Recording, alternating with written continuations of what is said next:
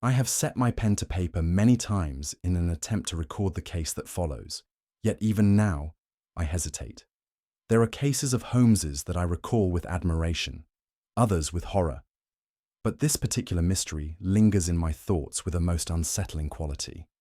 It was not the nature of the crime itself that disturbed me, nor even the villain we pursued, but rather the effect it had upon Holmes, an effect I can scarcely put into words. It is an unwritten rule of our long association that regardless of the complexities of a case, Holmes remains unaffected by its horrors. Whether examining a murder scene or facing the most cunning of adversaries, his mind operates with the precision of a finely tuned instrument. I have, on occasion, seen him roused to excitement or tempered by irritation, but never before had I seen him unsettled. This case, however, was different. I recall with perfect clarity the night it began, how the flickering glow of the street lamps outside cast elongated shadows upon the walls of our Baker Street rooms. I was seated by the fire, reading a medical journal, when I glanced up to find Holmes in a most peculiar state. He was seated in his chair, elbows resting upon the arms, fingers steepled before him, as was his habit.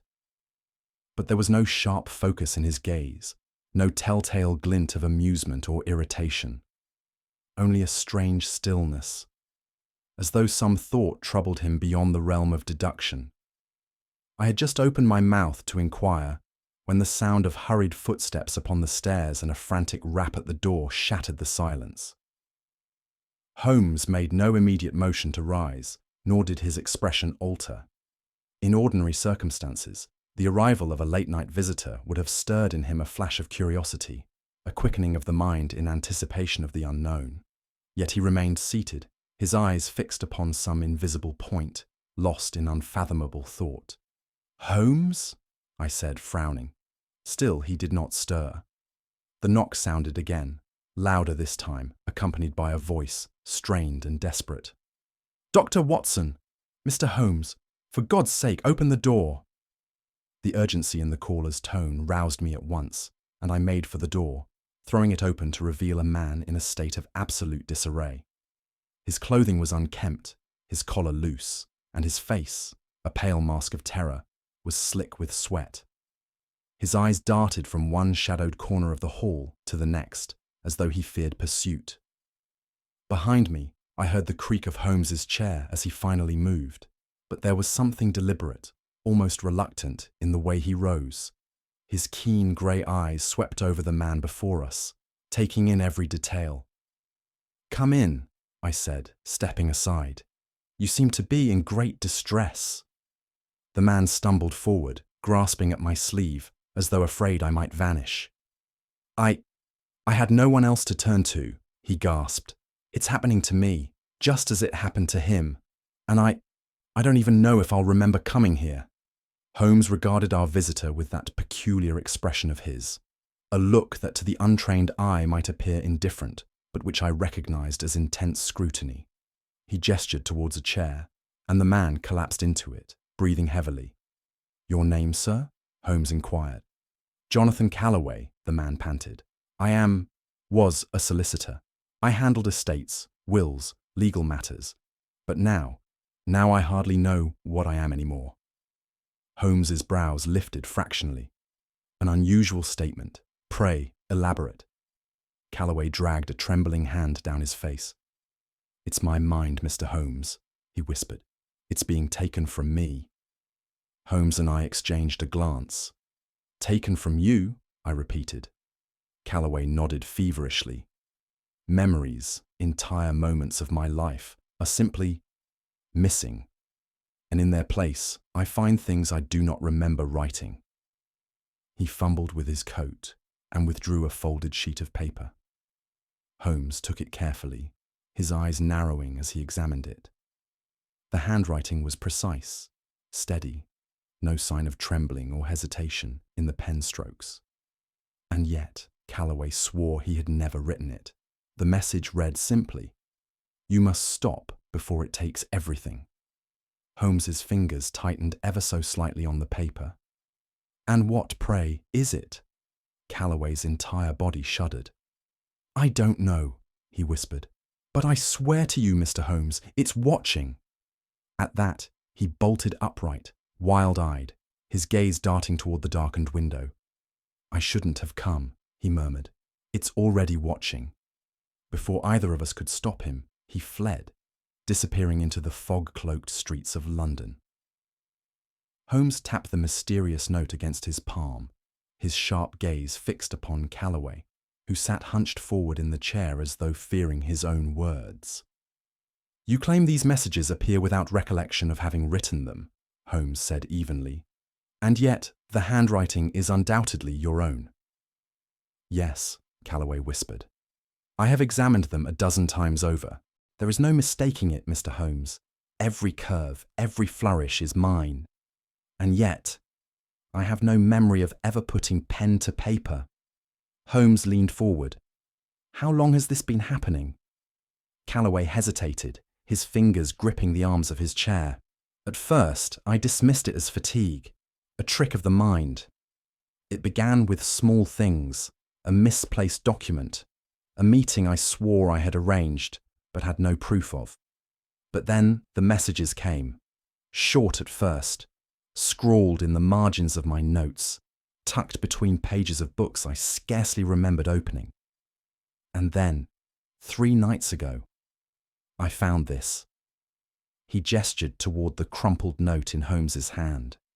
"I awoke at my desk, pen still in my fingers, though I had no memory of sitting down to write. That message was before me." Holmes turned the note over with quiet precision, his expression unreadable. "You must stop before it takes everything," he murmured. Callaway swallowed hard. "Mr. Holmes," he whispered, voice trembling, "I fear that it already has begun." Holmes laid the note upon the table, smoothing out its creases. His gaze traced the ink-stained letters with the scrutiny of a man dissecting a body. "You recall nothing of writing this?" he asked. Callaway shook his head.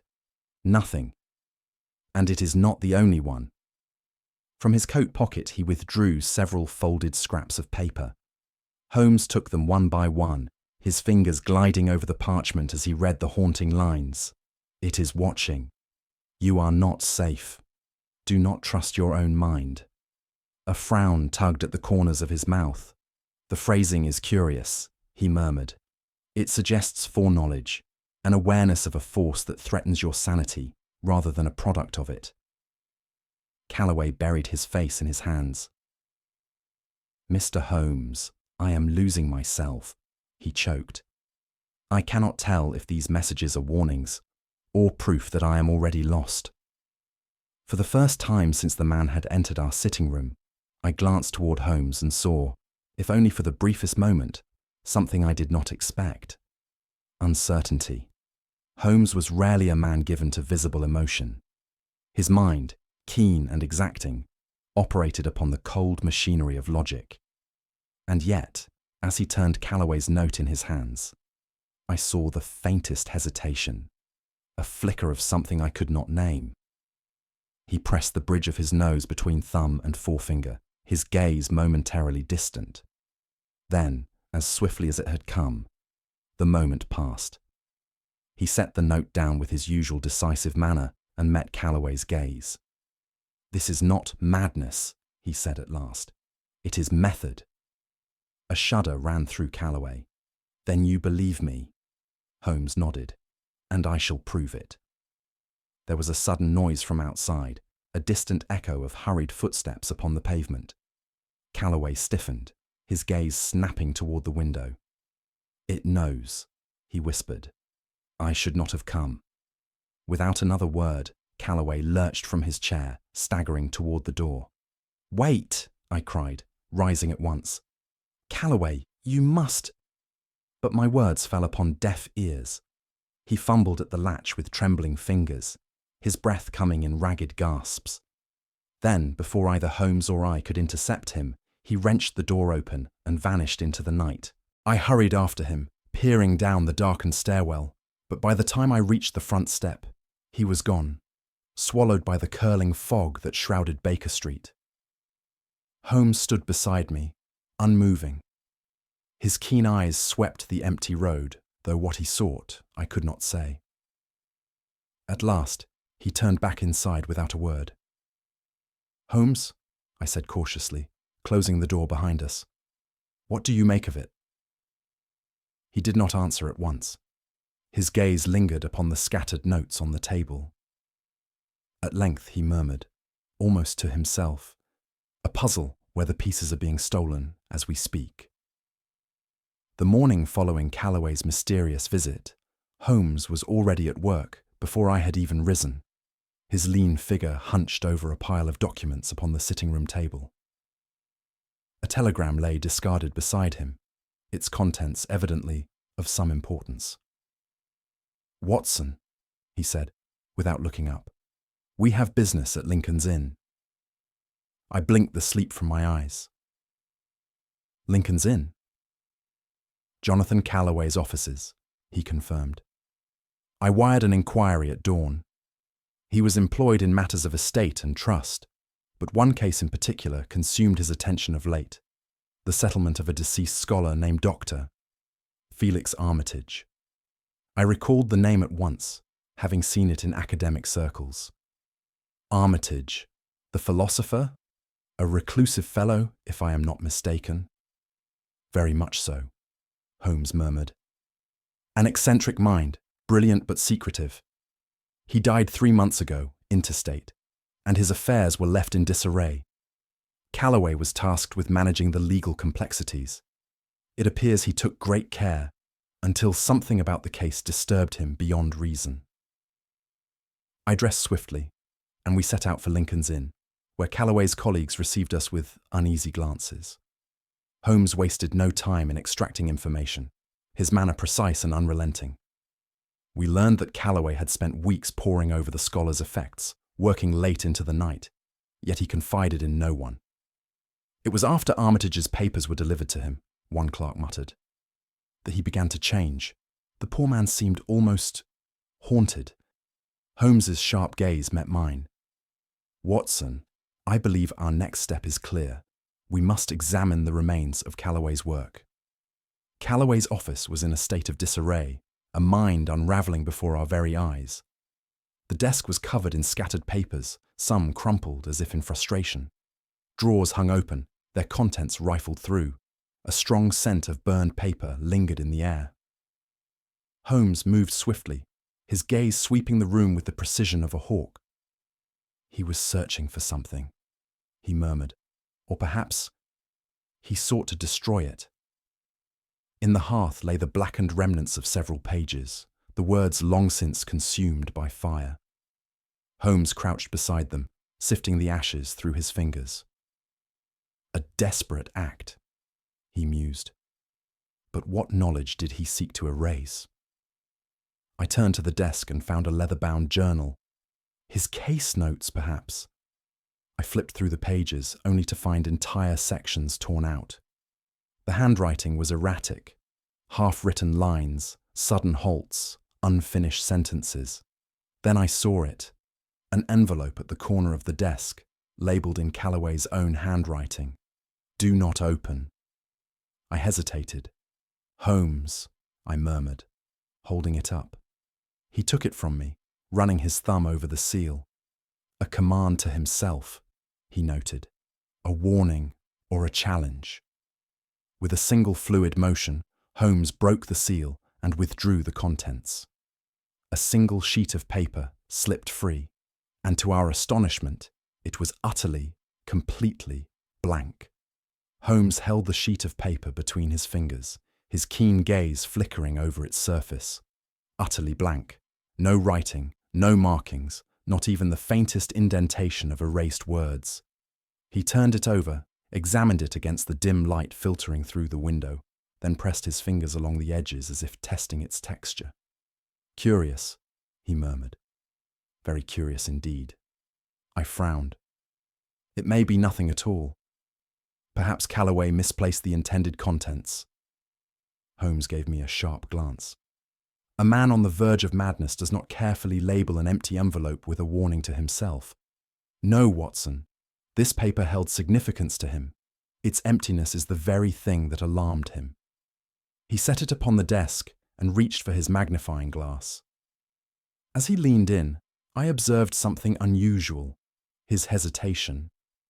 His fingers, usually so deft, lingered a fraction too long before lifting the instrument. Holmes studied the paper for a long moment before exhaling, setting the glass aside. No ink, no invisible markings. His voice, though even, held the faintest edge of perplexity. And yet, Callaway feared it enough to seal it away. I hesitated. Holmes. What if this was not a message he received, but one he himself had written? For once, my friend did not respond immediately. Instead, he tapped the blank sheet once against the desk and murmured, "We shall need to visit Armitage's residence." The Armitage estate stood on the outskirts of London, a grim and neglected relic of a life once devoted to intellectual pursuit. The windows, dark and shrouded in dust, seemed to stare vacantly at our approach, while the door creaked upon its hinges as we stepped inside. Holmes moved forward without hesitation, his sharp eyes sweeping across the hall lined with towering bookcases. Papers lay strewn across tables, open volumes left abandoned as if their reader had been interrupted mid-thought. I exhaled slowly. What manner of man buries himself in such a place?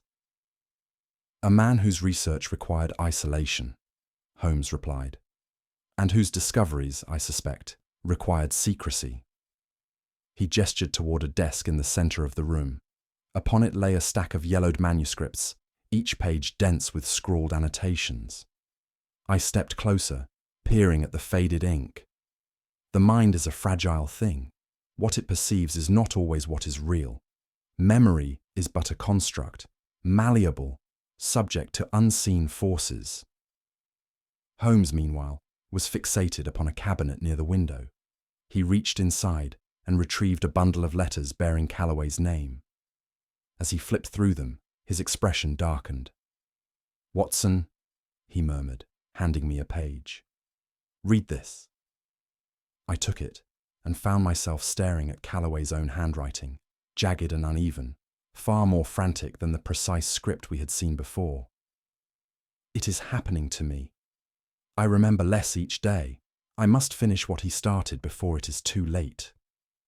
Holmes stood silent, his gaze locked upon the paper in my hands. His fingers pressed lightly to his temple, massaging the skin there in slow, measured movements. It was a gesture I had seen from him only in moments of extreme exertion, when the weight of a case bore too heavily upon his mind. "Holmes?" I asked cautiously. He did not immediately respond. Instead, he exhaled through his nose and gave a slight shake of his head, as if clearing away an invisible fog. "It is nothing," he murmured. But I knew better. The last time I had seen that particular weariness upon his face had been during our confrontation with the man we called the Professor. And now, standing in the presence of Armitage's research, that same shadow loomed over him once more. I stepped closer, my concern growing. "You are unwell." "Nonsense," he said briskly, though the movement of his fingers against his temple had not ceased. "We are in possession of valuable information, Watson. The question is, who else sought it before us?" Before I could press him further, a sudden noise broke the silence. A faint creak, an almost imperceptible shift of weight upon floorboards.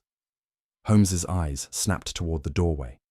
"We are not alone," he whispered. Holmes's whisper hung in the air, the stillness of the mansion pressing upon us like a physical weight. I strained my ears, but at first I heard nothing beyond the distant ticking of a clock somewhere within the house. Then, ever so faintly, a creak. Soft, measured, deliberate. Holmes's gaze darted to the shadows beyond the doorway. He raised a hand, signaling silence. Another sound followed, a whisper of displaced air, like fabric brushing against wood. My pulse quickened. We were not alone.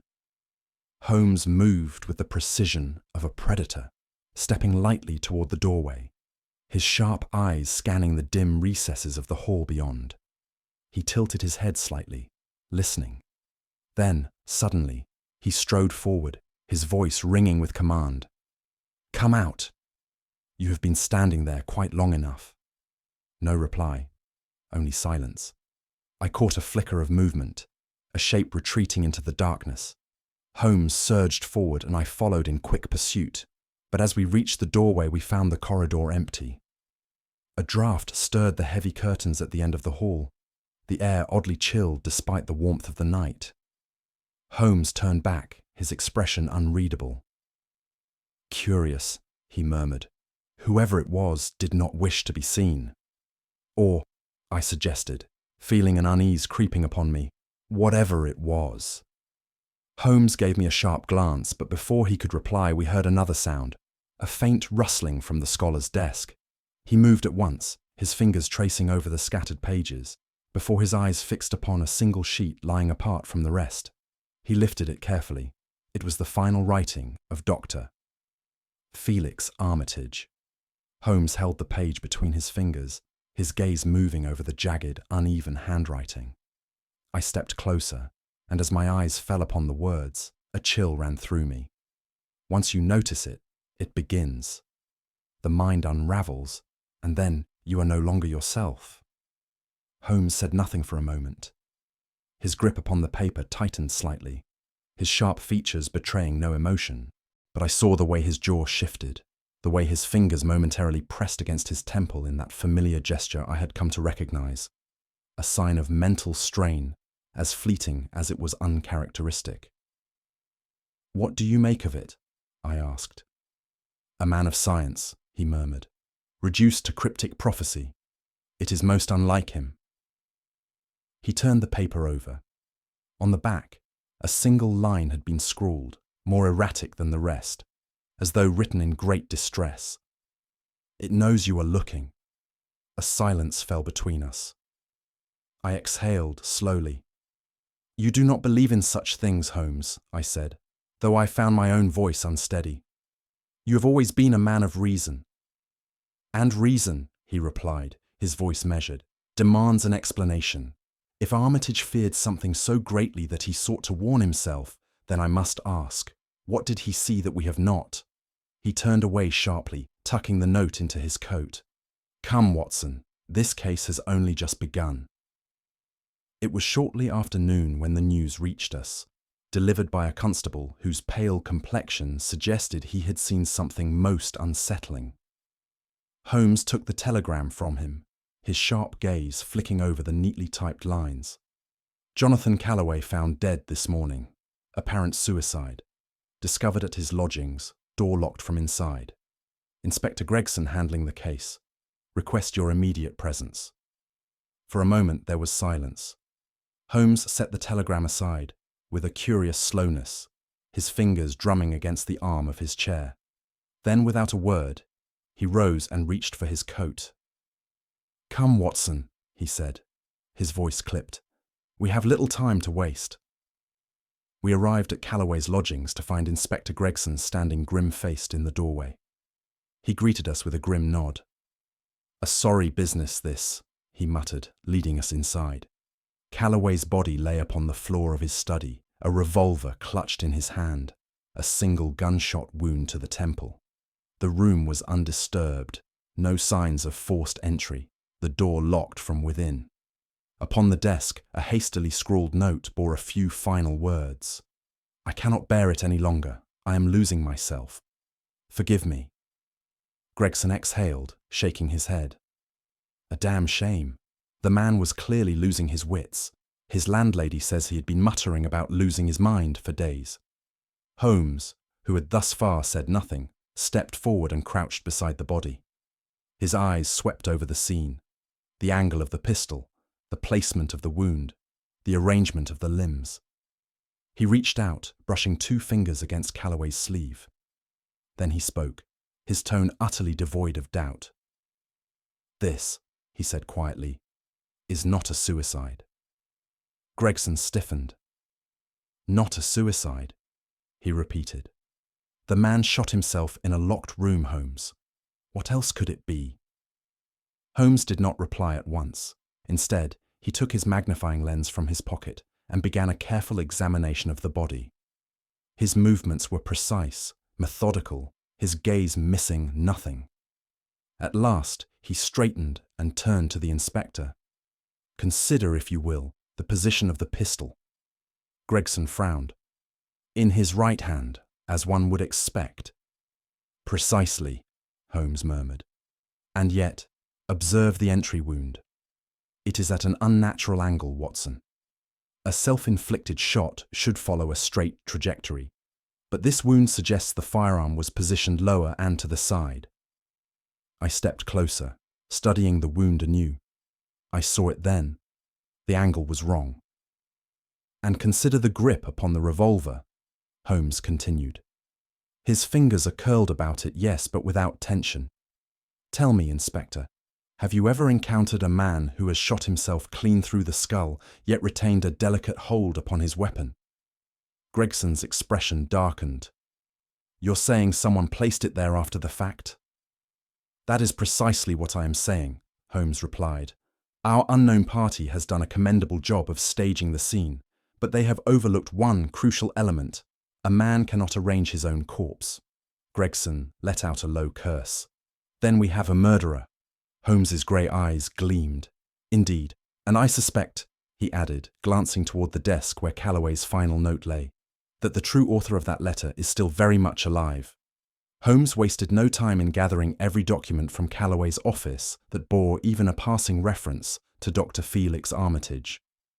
Once we had returned to Baker Street, he set about his work with the same feverish intensity I had seen him exhibit in only the most baffling of cases.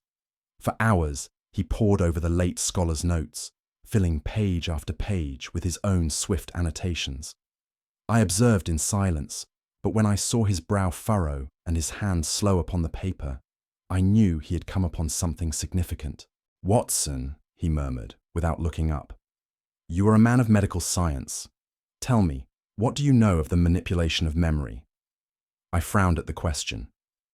There are well-documented instances of trauma affecting recollection, of course. In cases of great distress, the mind may suppress certain memories. Holmes gave a short, humorless laugh. "Yes, but what if it were deliberate?" He tapped a passage within Armitage's journal and passed it to me. The scholar's handwriting was sharp and deliberate, but as I read the words, a chill ran through me. The mind is malleable, with precise external stimuli, repetition, suggestion, deprivation. Memory itself may be rewritten. What one believes to be true becomes true. A man may be convinced he has never seen what his own eyes have witnessed, and if one is not careful, the mind becomes a door that may be closed from the outside, with no key to open it again. I set the page down with unease. This is not philosophy. It is madness. Holmes's gaze darkened. Or a science far beyond our comprehension. A silence stretched between us before he spoke again. "And here," he said, lifting another passage, "Armitage speaks of something more troubling still." I took the page reluctantly. The words were erratic, scrawled in a trembling hand. "It watches. The more one understands, the stronger it becomes. It does not take. It makes you give. And once you notice it, it has already begun." I exhaled slowly. "Holmes, do you believe this?" He hesitated, just for a moment. Then with a curt shake of his head, he set the paper aside. "Belief is irrelevant, Watson. What matters is what Callaway uncovered, and why he was killed for it." I had thought little of it at first. The way Holmes reached for his pipe only to find it absent. The way he paused in the middle of dictating a note, as though struggling to recall the thread of his thought. But as the day wore on, I saw the pattern emerging. At noon, he asked if I had seen his pocket watch. I reminded him that he had left it upon the mantelpiece not an hour prior. He retrieved it without comment. At 3:30, he inquired after a telegram from Inspector Gregson, one we had read and discussed that very morning. I handed it to him again, and for the briefest instant, his fingers hesitated upon the paper. But it was that evening when my concern became true alarm. He was seated at his desk, staring at an open casebook, his pen poised over a blank page. He had written nothing. I waited, but still, his hand did not move. "Holmes?" I said. He blinked, as if waking from a dream. Then, with deliberate slowness, he turned his head toward me. "Watson," he said evenly, "when did we last discuss Callaway?" I hesitated. "This morning." His brow creased. "Are you certain?" I felt a prick of unease. "Of course I am." He exhaled through his nose, leaning back in his chair. He rubbed his temples, his fingers lingering longer than necessary. "Strange," he murmured. "It seems much longer ago." And though he said nothing more, I could not shake the feeling that Holmes himself was beginning to doubt his own mind. It was nearing dusk when the bell at Baker Street rang, its chime echoing through the sitting room. I had scarcely risen to answer when the door swung open and a man stepped inside unbidden. He was tall and broad-shouldered, his posture one of effortless command. His face bore the cold assurance of aristocracy, his pale eyes moving over the room with an air of detached amusement before settling upon Holmes. "You must forgive the intrusion," he said smoothly, "but I am a man who prefers direct conversation over formal invitation. My name is Lord Cedric Langley." Holmes had not moved from his chair. His fingers steepled before him, and when he spoke, his voice was almost lazy. "Lord Langley. A name that has been circling the edges of this case, like a vulture awaiting its feast." Langley gave a thin smile. "Then we are equally informed. That saves us time." Holmes gestured to a chair, but Langley did not sit. He clasped his hands behind his back, surveying us with a faint air of condescension. "Mr. Holmes, I am here as a friend. There are certain affairs that ought to remain undisturbed. It would be best for all involved if you turned your considerable intellect elsewhere." Holmes's expression did not change, but I noted the faint twitch of his fingers. "You speak plainly, my lord. And yet, I find myself unsatisfied. What precisely do you wish me to overlook?" Langley's smile did not waver. "You are a man of reason. You know that some things are larger than a single life, even a life as unfortunate as Mr. Callaway's." Holmes exhaled through his nose. "Ah, yes. The old doctrine of inconvenient men meeting convenient ends." Langley's smile faded. "A word of caution, Mr. Holmes. You have been noticed." He glanced toward me. "As has your good doctor." Holmes's eyes darkened. "A clumsy threat, my lord." Langley sighed, adjusting his cuffs. "A warning, Mr. Holmes. Nothing more." He turned toward the door. "I should hate to see a mind such as yours wasted on the unknowable." As the door clicked shut behind him, Holmes remained still for a long moment. Then, almost absently, he muttered, "It seems, Watson, that we are finally asking the right questions." From the moment Langley departed, Holmes became a man consumed. He barely spoke, barely ate, and paced the length of our sitting room like a caged animal. At first, I dismissed it as one of his usual periods of intense focus, the kind that preceded his most brilliant deductions. But as the hours passed, a strange unease settled over me. It was the way he muttered half-formed thoughts beneath his breath, scraps of deduction that led nowhere. It was the way he would pause mid-step, as if he had forgotten what he had intended to do. And most troubling of all, it was the way he had begun to stare at his own reflection. I found him by the window late that evening, his hands pressed against the glass, his breath fogging the surface. "Holmes," I said cautiously. He did not move. "You see it, don't you?" he murmured. I hesitated. "See what?" Holmes's fingers curled against the sill. "Something is missing, Watson. Something vital. I can feel it." I stepped closer. "You are exhausted. Come away from the window." He did not turn. "Do you recall what Langley said? The unknowable.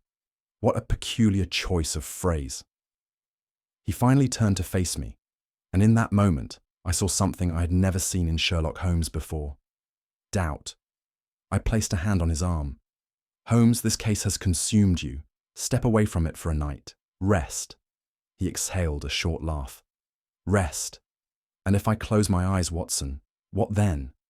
What if, in the morning, I awake and find that I have forgotten something I was never meant to remember? His eyes flickered to the mirror. I wonder, he murmured, almost to himself. If I turn away, will the reflection do the same?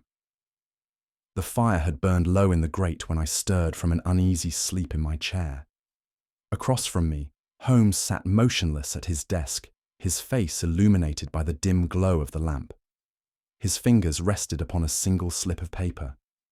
He did not acknowledge my movement. His eyes were fixed upon the note before him, his expression unreadable. "Holmes," I said, my voice thick with sleep. He did not reply. Slowly, almost absently, he lifted the paper and held it toward me. I took it. The handwriting was unmistakable, Holmes's own, precise and unwavering. And yet, as I read the words scrawled upon the page, a cold dread settled in my chest. "Stop! It knows you!" I looked up sharply. "Holmes, when did you write this?" His fingers pressed lightly to his temple, that telltale gesture of strain I had seen too often in recent days. "That," he murmured, "is the question, Watson." A silence stretched between us. "You do not recall writing it," I said at last. Holmes exhaled slowly. "No." The word fell into the quiet, like a stone into still water. He rose abruptly, pacing toward the window. "Twice now, we have encountered messages that should not exist, first from Callaway, now from myself.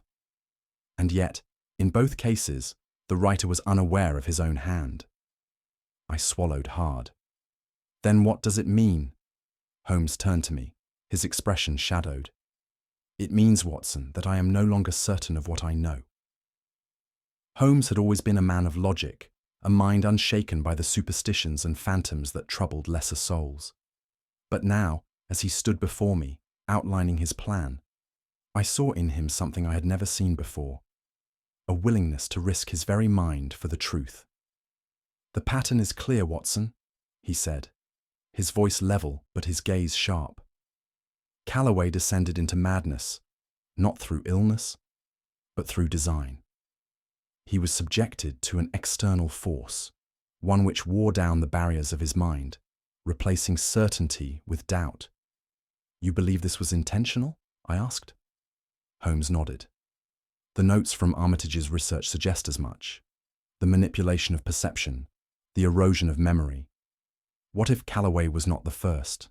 What if this has been tested before?" A chill ran through me. "And you intend to subject yourself to the same conditions?" Holmes seated himself in his chair, his hands resting lightly on the arms. "Precisely." "You cannot be serious," I protested. "To what end?" His lips curled faintly. "To see what Callaway saw." The enormity of his intent left me momentarily speechless. "Holmes," I said carefully, "you have no assurance that you will be able to reverse the effects. You may find yourself lost within your own mind, as Callaway was." He waved a hand dismissively. "That is why you are here, Watson. You will act as my observer. If I falter, you shall steady me. If I forget, you shall remind me." I exhaled sharply, but I knew there was no deterring him. Holmes had decided, and when he committed to an action, there was no force in England that could sway him. "Very well," I said grimly. "But tell me, what do you propose?" Holmes leaned forward. "We recreate the conditions, isolation, sensory deprivation, whatever Callaway experienced before his mind began to slip. If there is an external force at play, it will act upon me as it did him." He met my gaze, and in that moment, I understood. This was no mere experiment. It was a gamble with sanity itself. Holmes insisted that we begin at once. I took up my journal, positioning myself across from him as he sat at his desk. "We must establish a baseline," he said. "You will record everything I say, every thought, every recollection. If anything changes, if I begin to contradict myself, you must correct me at once." I nodded, pen poised. "Very well, begin." Holmes exhaled and spoke. My name is Sherlock Holmes. I am a consulting detective residing at 221B Baker Street. The year is 1893. My companion doctor, John Watson, sits before me, recording these words. The first entries were methodical, precise. He recited our cases, our travels, the minute details of his own habits. His voice was steady, unshaken. But as the hours passed, something in him began to shift. His brow furrowed. I have had no clients this week, save for Jonathan Callaway. I looked up sharply. Holmes, that is incorrect. You consulted with Lady Ashbourne 3 days ago. He blinked, frowning. Did I? I hesitated. Yes. You deduced the origin of her husband's debts from the ink stains on her gloves. Holmes pressed his fingers to his temple. I remember the case, he said slowly, but not speaking with her. A chill crept into my spine. Holmes, I said cautiously, what do you recall of Callaway's visit? He exhaled. He came to us, desperate. He spoke of losing his memory. He showed us a note he did not remember writing. And where is that note now? His fingers tightened slightly against the arm of the chair. He did not answer. Holmes, I pressed. Where is the note? His eyes flickered to the desk. Then, ever so faintly, his expression changed. His voice was quieter now. I do not know. Holmes did not sleep that night. His mind, though frayed at the edges, had seized upon a course of action with relentless precision. By morning, he had devised a plan, a gamble of intellect and deception that only he could execute. Lord Langley will not come to us willingly, he mused over breakfast. He must be made to believe that we have already uncovered what he seeks to hide. And how do you propose to do that? I asked warily. Holmes set down his teacup. By convincing him that I am a man who remembers far more than I truly do. I frowned. But Holmes, you yourself have admitted lapses in your memory. If he detects uncertainty... Holmes smiled faintly. Then I must ensure that he does not. That afternoon, he sent an invitation to Langley under the pretense of a private consultation. The response was swift. By evening, our aristocratic adversary arrived at Baker Street, his expression one of carefully measured civility. Mr. Holmes, he greeted smoothly, you are a most persistent man. Holmes gestured to a chair. Persistence, my lord, is merely a byproduct of unfinished work, and this case remains unfinished. Langley's gaze flickered to me before settling back upon Holmes. Then I presume you have found what you were looking for? Holmes inclined his head. Indeed, a most curious set of documents. Armitage's final research, his theories on the malleability of memory, his correspondence with certain interested parties. It paints quite the picture. Langley did not flinch, but I saw the faintest tightening of his fingers. I should like to see these documents, he said evenly. Holmes leaned back in his chair. I thought you might. He let the words hang in the air, watching Langley with the patience of a predator awaiting its prey. It was a test of nerves, and in the silence that followed, I realized what Holmes was doing. Langley had not denied the existence of the documents. Langley's lips curled into a faint smile. You are an interesting man, Mr. Holmes. You speak with great confidence, but I wonder, how much do you truly remember? The shift was subtle, but I recognized it at once. He had abandoned denial and moved instead to deception. Holmes exhaled through his nose. Enough, he said simply. Langley tilted his head. Then tell me, Mr. Holmes, how did you come across the letters from Armitage's private correspondence? I turned to Holmes instinctively, for I knew as well as he did that no such letters existed. It was a trap. Langley was attempting to implant a false memory, to make Holmes question his own recollections. But Holmes did not falter. Ah, yes, he murmured, as if recalling the detail. The letters were most enlightening.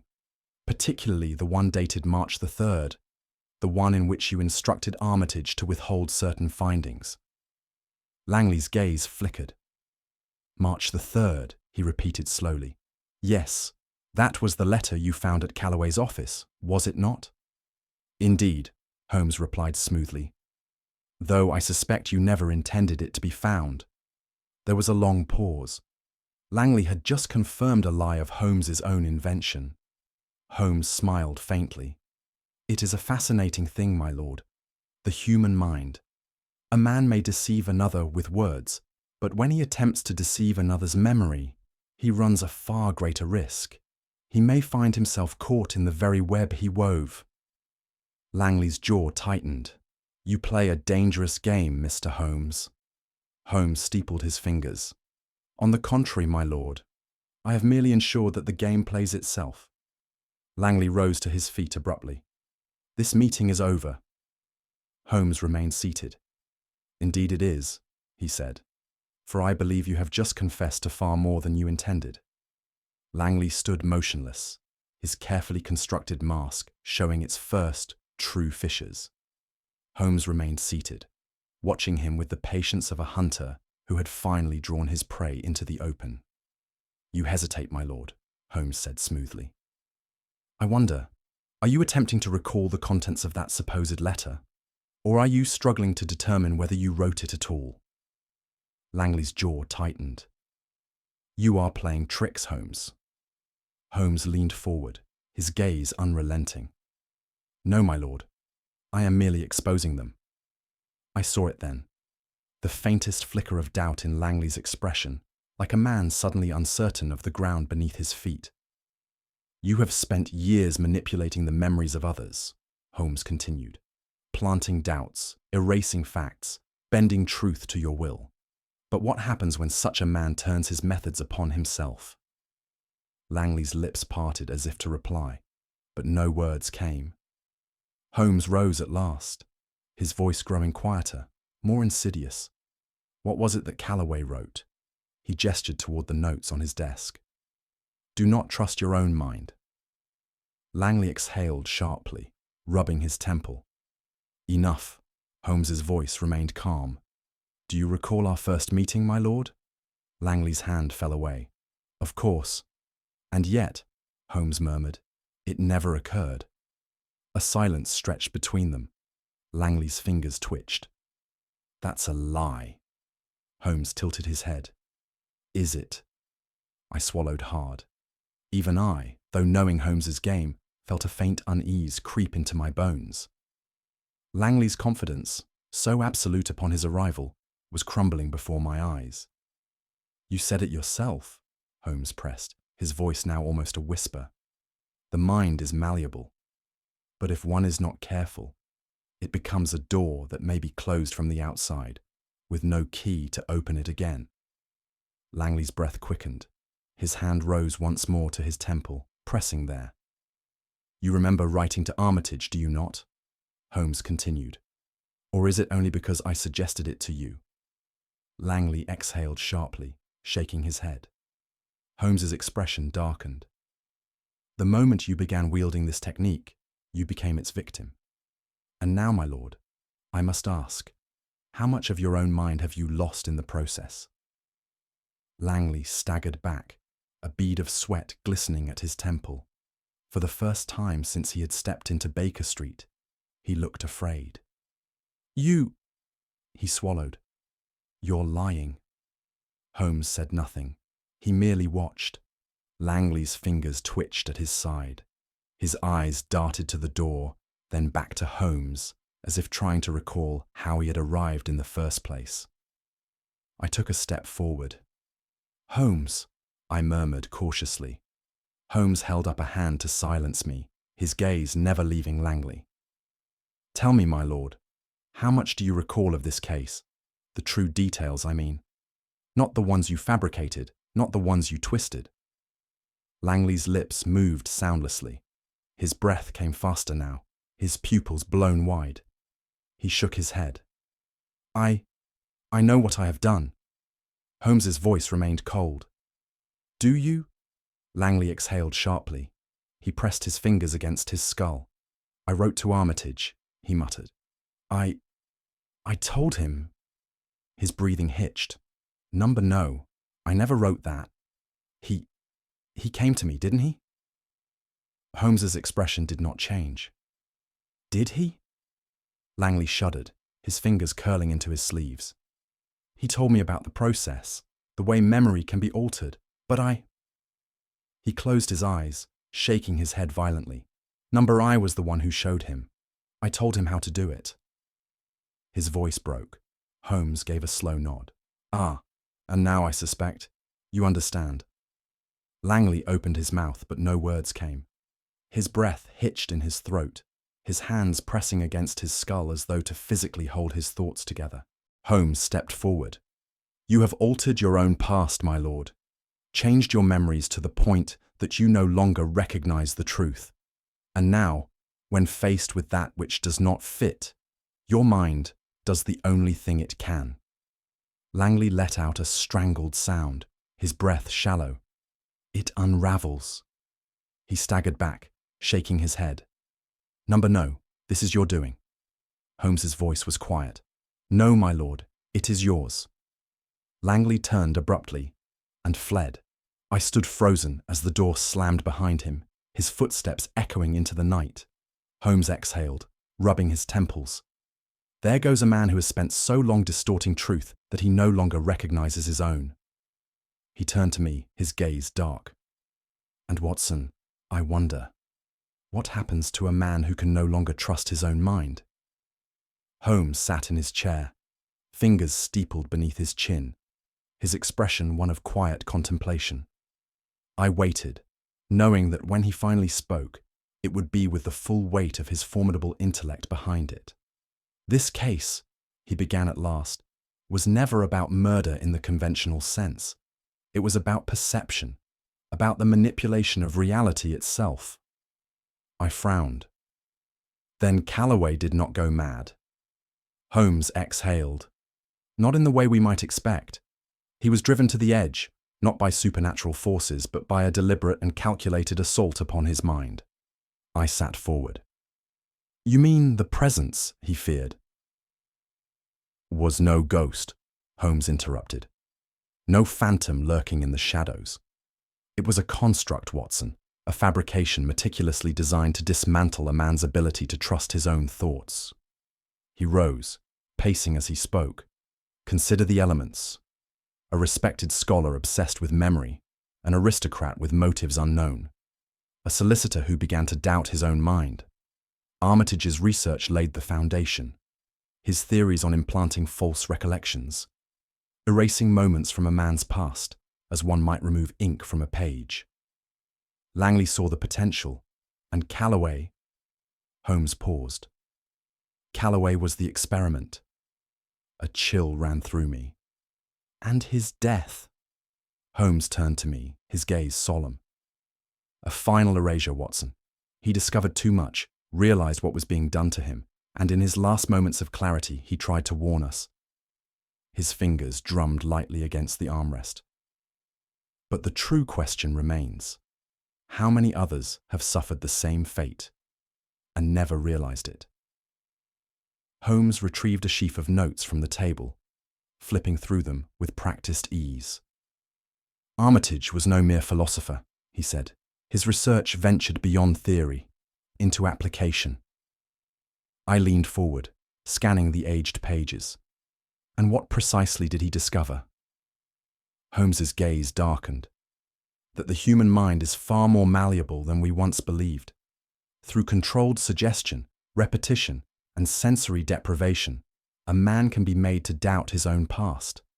With careful conditioning, memories can be excised, replaced, or rewritten entirely." A silence stretched between us as I considered the implications. "But why, Holmes?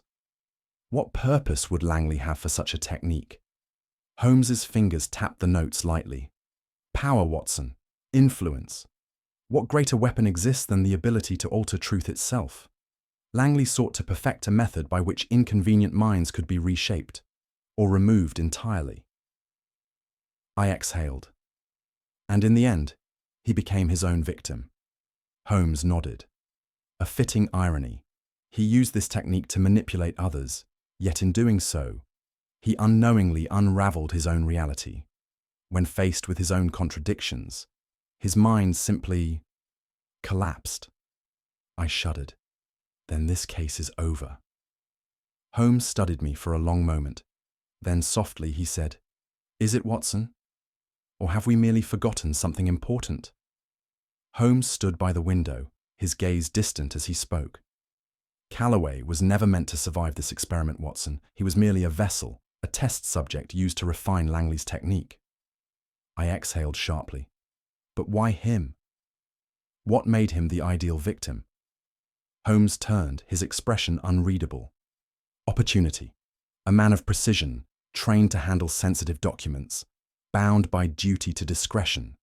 Who better to test a technique of erasing inconvenient knowledge than one who held such knowledge in trust?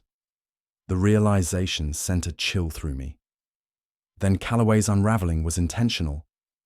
Undoubtedly, Holmes replied. He was not chosen at random, Watson. He was shaped, conditioned. Piece by piece, his mind was dismantled until it could no longer distinguish reality from suggestion.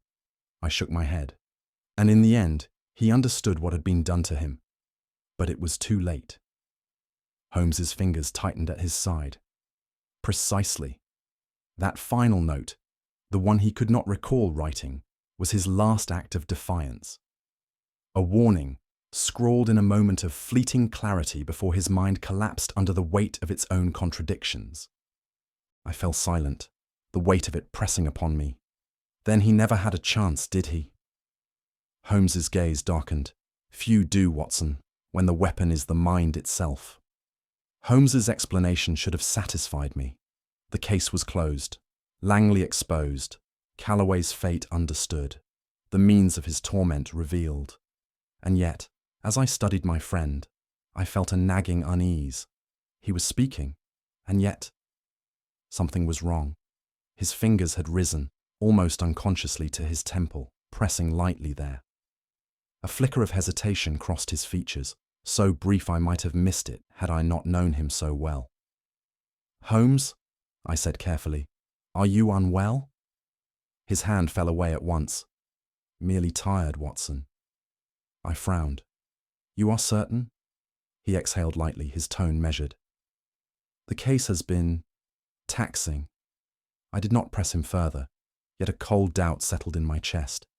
He was not a man given to hesitation, and yet, there it was. And then the worst thought of all occurred to me. We had spoken of Callaway, of how his mind had been undone piece by piece, memories stolen, until he no longer trusted his own thoughts. What if Holmes had been subjected to the same? For a long while, neither of us spoke. The fire crackled in the grate, the room bathed in its dim glow. Holmes sat in his chair, eyes fixed upon some distant point beyond my understanding. At last, he murmured, almost to himself, "Tell me, Watson, have we truly solved this case, or is there something we've merely forgotten?" I stiffened. "Holmes." He turned to me, his expression unreadable. "Consider it, Watson. If a man's mind can be made to forget, how would he ever know? If we have overlooked something vital, would we even be aware of its absence?" I swallowed hard. "Holmes, you are exhausted. You need rest." "Perhaps," he murmured. His fingers drummed absently against the arm of his chair. "Or perhaps, Watson, the real question is this: how much of ourselves can be stolen before we cease to be who we are?" I did not answer. I did not know how to. Holmes's gaze flickered to the notes upon his desk, the remnants of Armitage's research, Callaway's last messages, evidence of a crime that sought not to take life, but to unmake it. And in the silence, I found myself wondering if we had escaped unscathed, or if in some small, imperceptible way, we had already begun to forget. Holmes sat in silence for a long moment, his fingers steepled beneath his chin, his sharp gaze lost in the flickering firelight. When at last he spoke, his voice was measured, almost distant. "This case, Watson, was not about murder or theft. It was about control, a crime not of violence, but of the mind itself. I nodded, still unsettled by the implications. A man may defend himself from blade or bullet, I murmured. But how does one guard against an enemy that wages war upon memory? Holmes exhaled slowly. One does not. One merely hopes to recognize the battle before it is lost. He turned his gaze toward me then, his expression unreadable. Tell me, Watson, how much of our own past do we take for granted? How many moments, thoughts, or details have been stolen from us and we never even knew?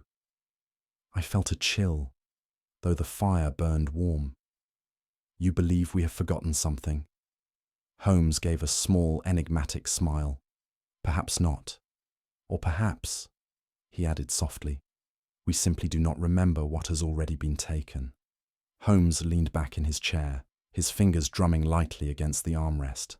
Langley's great mistake, Watson, was assuming that a mind once altered could never rebel against its own deception. He failed to account for the simplest truth. Even buried memories have a way of clawing back to the surface. He met my gaze. And that, my dear fellow, is what undid him in the end. But what do you think? What was Lord Langley's greatest error? His attempt to erase others' memories, or his failure to safeguard his own? I invite you, dear listener, to share your thoughts in the comments. Do you believe Langley's fate was inevitable? Or was there a moment where he might have turned back? If you enjoyed unraveling this mystery, be sure to subscribe for more Sherlock Holmes investigations. And don't forget to share this case with your fellow detectives. You never know who might uncover a clue you missed.